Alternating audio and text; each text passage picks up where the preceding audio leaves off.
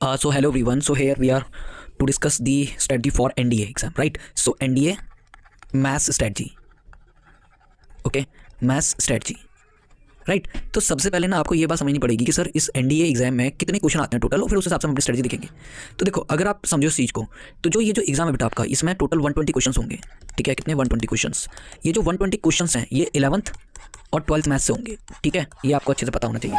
इसके बाद अगर हम बात करें 120 क्वेश्चंस में आपको सारे अटेम्प्ट तो नहीं करने, आपका टारगेट सिर्फ ये होना चाहिए कि काट छांट के आपके 60 क्वेश्चन सही होने चाहिए, 60 प्लस। ठीक है, ये 60 क्वेश्चन मतलब 60 to 70 मान लो। ठीक है, इतने क्वेश्चन आपके हो जाए, आप लिस्ट में आ जाओगे। ठीक है, अब 120 क्वेश्चन का ये जो है, तो सर इसमें कैटेगराइजेशन कैसे है? देखो 120 क्वेश्चन में 60 आपके बहुत इजी क्वेश्चन होंगे जो आप देखते ही आप सॉल्व करने लायक होंगे। ठीक है, 30 क्वेश्चन हो सकता है थोड़े से इजी से ऊपर, बट डिफिकल्ट थोड़े नीचे होंगे, मॉडरेट टाइप आपने, और 30 आपके मोस्ट डिफिकल्ट होंगे। ठीक है, डिफिकल्ट होंगे, तगड़े वाले डिफिकल्ट। ठीक है, इस तरीके से। तो आपका जो फोकस है ना, मेनली वो आपका फोकस यहाँ पे होना चाहिए, यहाँ पे। ठीक है, यहाँ पे होना चाहिए आपका फोकस। ठीक है, 60 प्लस अगर आप 70 भी कर रहे हो, ठीक है, काट छांट के आपने 70 भी कर लिए, तो आप आराम से आपका स्कोर जो है 175 स्कोर आ जाएगा मैथ्स में आउट ऑफ 300। ठीक है, और ये बहुत अच्छा स्कोर है, बहुत अच्छा स्कोर है। ठीक है, तो इस तरीके से आपको प्रिपरेशन करनी है। तो ओवरऑल आपको पूरा पेपर ना देख के आपको वो 60 क्वेश्चन छांटने हैं जो आप इजी हैं, आपके लिए इजी हैं, डुएबल हैं, आप आराम से स्कोर कर सकते हो, जहाँ पे गलती होने के बहुत लेस चांसेस हैं या जीरो चांसेस हैं। मतलब ये आपका टारगेट है। ठीक है, पेपर को अटेम्प्ट करने की भी अपनी एक स्ट्रेटजी है।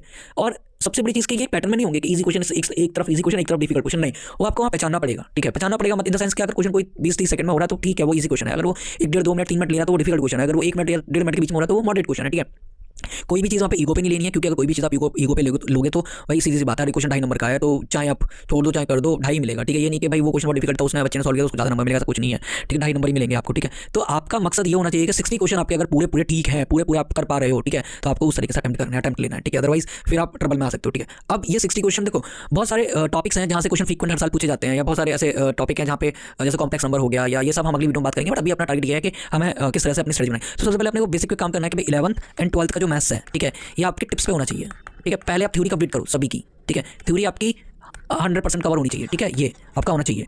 अगर ये है देन आप इसके बाद जाओगे प्रैक्टिस क्वेश्चंस पे। ठीक है, प्रैक्टिस क्वेश्चंस। ठीक है, आपने प्रैक्टिस क्वेश्चन करे, उसके बाद आप जाओगे पीवाईक्यूज पे। ठीक है, पीवाईक्यूज पे। तो जब आप पीवाईक्यू लगाओगे तो वो आपको एक रियल असेंस देंगे, वो आपको बताएंगे कि अच्छा ये क्वेश्चन ऐसे होगा। तो इस तरीके से आपको अपनी अप्रोच रखनी है। ठीक है, और अगर आप देखोगे तो पीवाईक्यू नॉट डिफिकल्ट। ठीक है, 60, 70, 80 क्वेश्चन तक ऐसे होते हैं जो बच्चे सक्षम है करने में, बट क्या है कि due to some lack of guidance और ड्यू टू सम मतलब एक फियर के कारण वो कर नहीं पाते। और एग्जाम में होता है ये सबके साथ। ठीक है, एग्जाम वहाँ पे टाइम प्रेशर चल रहा होता है और ये सारी चीज़, तो इसके लिए आप प्रैक्टिस करो, because practice makes the maths perfect. तो ये हमारी स्ट्रेटजी है, किसके लिए? मैथ्स के लिए। आगे आने वाली वीडियोस में हम बात करेंगे कि आप मैथ्स को चैप्टर वाइज कैसे रेडी करें, कौन सा टॉपिक को कैसे करें। ठीक है, चैप्टर वाइज हम स्ट्रेटजी बनाएंगे, और गेट पे भी हम लोग बात करेंगे, जीएटी पे। ठीक है, तो ओवरऑल बात यही है कि अभी आप मैथ्स को कैसे करना है इसको समझो। ठीक है, थैंक यू।